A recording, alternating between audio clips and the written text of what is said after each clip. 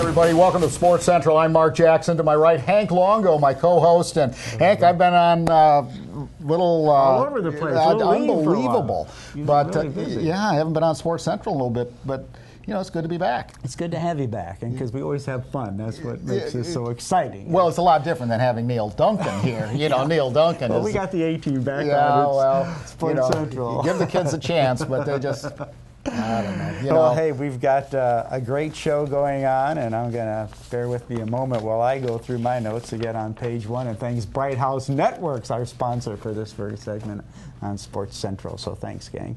Absolutely. Well, everybody, we have a great opportunity. I said it just a couple of minutes ago, maybe more like a couple of seconds ago. Frank Tiano from Monster Planes, right here in Polk County, a thriving business. Monster Planes? Well, what is that? Frank, you're with us. Once again, we're always glad to have you because you bring wit, wisdom, and a bit of comedy with you.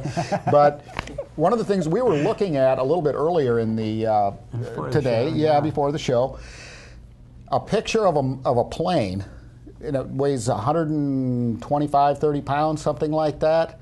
Not your typical radio-controlled airplane or jet. I mean, this thing was huge. You had a 7-year-old. In fact, you've got a picture of it. I don't know if we can get a shot. Zoom in on that. You hold it up, Mark. Yeah. Since they're keying on you because you're so handsome. Yeah, here, this will improve your picture, everybody. How's that?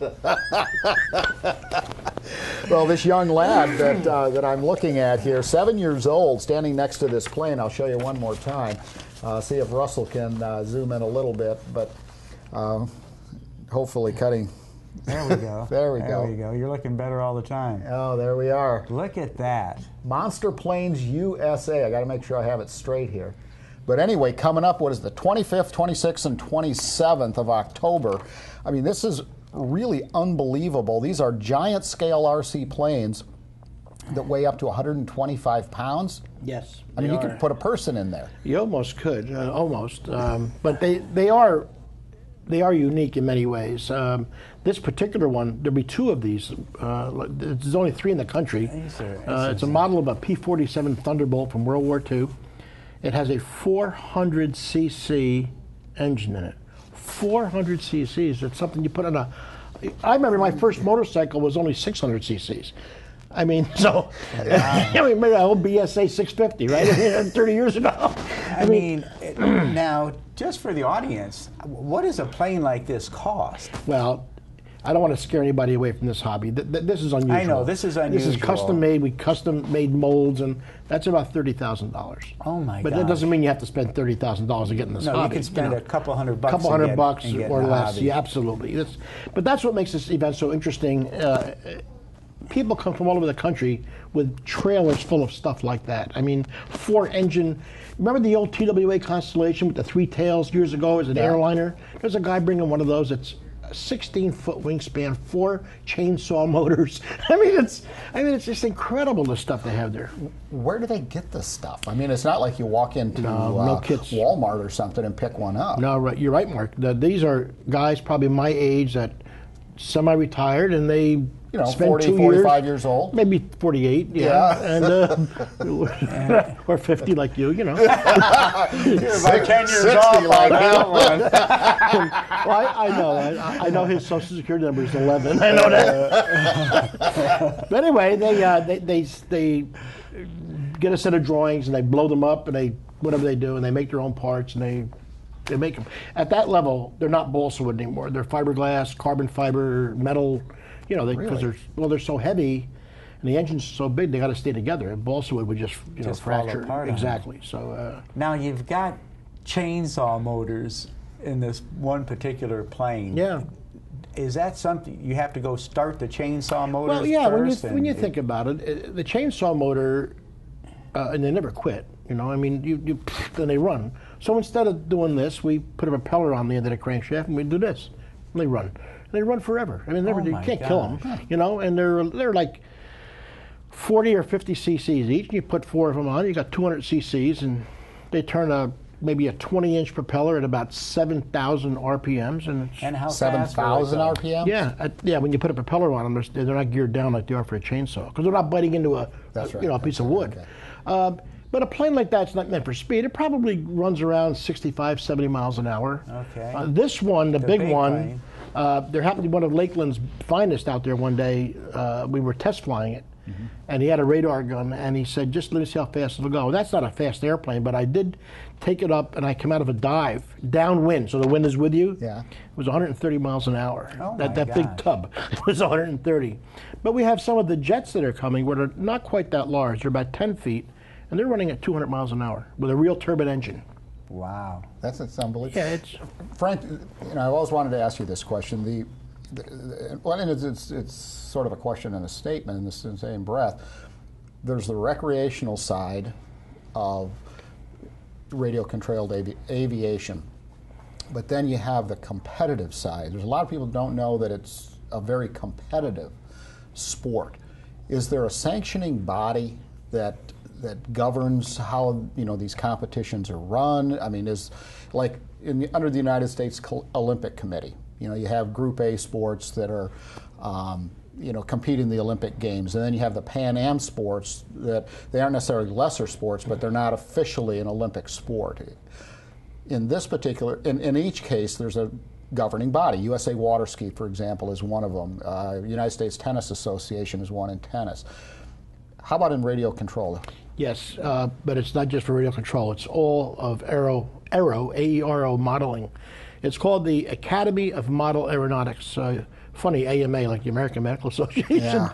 But it's 300 and some thousand members. And the nice thing about that group, they've been around for, oh my goodness, 80 years. You do get a sanction, as you said, like you probably did for water skiing. You buy a sanction. The nice thing about it is they allow you to buy insurance for the site owner. Okay. Several $1 million insurance policy. God forbid something would happen, Yeah. So each member is insured automatically, and then on top of that, if you get a group of them together and have an event, you set it for like $30 or $40, you can buy the additional insured. So we're all covered, yeah. And knock on wood, nothing serious usually happens. But I remember last year at this event, there was an indignant guy that must park his car right up on the flight line. And I go down there in a golf cart. I said, you know what? Get it out of here. You can't park there. Something could happen. And he got, oh my goodness. I was going to have a fight with the guy.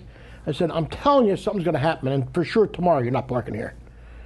Do you know that an airplane lost its battery and spiraled in and hit the guy's door? And they called me and said, we have an accident down here. I go up to the golf cart. I saw what car it was. I said, perfect. You couldn't. I said, what do you think now? So, you got the point, huh? Well, nobody else ever parked there, for sure. I mean, no one ever does that. And I swear. The one time it happens. It was, but especially after just leaving the guy saying, don't do that. And then getting snotty with me. I am doing it. Like, who are you? Well, that's who I am. Anyway, you don't have one of those big old bombers that you can slow down there. Stop it! They'll be locking me up. Be careful about that. If I may, yes. The event runs from about 9 o'clock in the morning till about 5 in the afternoon. There is a charge to get in, but then we now give a free pit pass. So and parking is free also. So you pay your $10 admission. Kids under 12 don't pay anything. Easy to get to. You park right up real close. You don't have to walk a mile or anything. And you can get all through the pits. You can get right up to the tents where the airplanes are. It's really nice. We started something last year. We're going to have again this year. I built a 12-foot lightly loaded airplane. That means it's very light, not a scale model. And we have a big bomb bay in it, about this big. And then we have a top load. We open up a thing on the top. We fill it full of candy, wrapped candy, of course. We call it the candy bomber. And we fly it around. We get, at like around noontime, we get all the kids, 10 years old and under, up on the line. And we just say, okay, the bomber is coming across. And when we tell you to run out there, and this thing drops 10 pounds of candy. So there is my candy. gosh. I mean, it's like ants. They're everywhere. And we turn loose these little kids. They're running out there screaming and yelling, and they're picking up candy. And it's the highlight of the event for me. It's just so much fun to see like 70 or 80 children running out picking up. They're looking for it in the grass. And then we have demonstrations.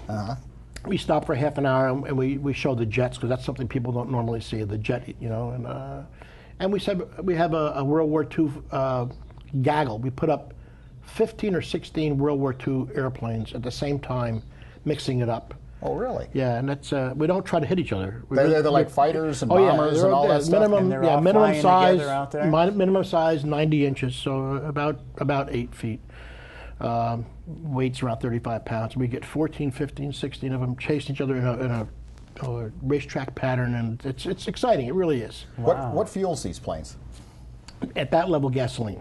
Okay. Gasoline. I'm using aviation gas myself because regular gas has ethanol, is it? Ethanol. In it, and that kind of eats the seals and the The rubber seals and some and of the rubber, engines. yeah. So a lot of guys are using aviation gas, and it doesn't smell either. So if you carry it in your car to get that smell, and the turbine engines use jet fuel, regular JP4, or jet really? fuel. Yeah. There's a it's not a new product, but it's a product that's being developed.